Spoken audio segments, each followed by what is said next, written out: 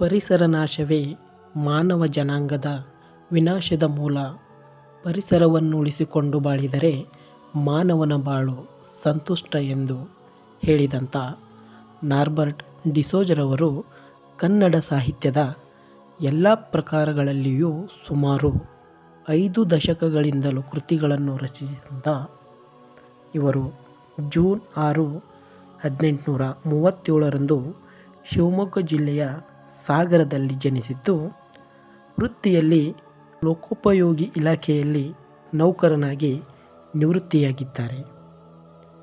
ಇವರ ಮೊದಲ ಕಾದಂಬರಿ ಬಂಜೆ ಬೆಂಕಿ 1964ರಲ್ಲಿ ಪ್ರಕಟವಾಯಿತು ಹಾಗೂ ಅಜ್ಞಾತ, ಆಸರೆ, ಒಡ್ಡು, ಕಾಡಿನ ಬೆಂಕಿ, ಗಾಂಧಿ ಬಂದರು ಇವು ಇವರ ಇನ್ನಿತರ ಕಾದಂಬರಿಗಳಾಗಿವೆ.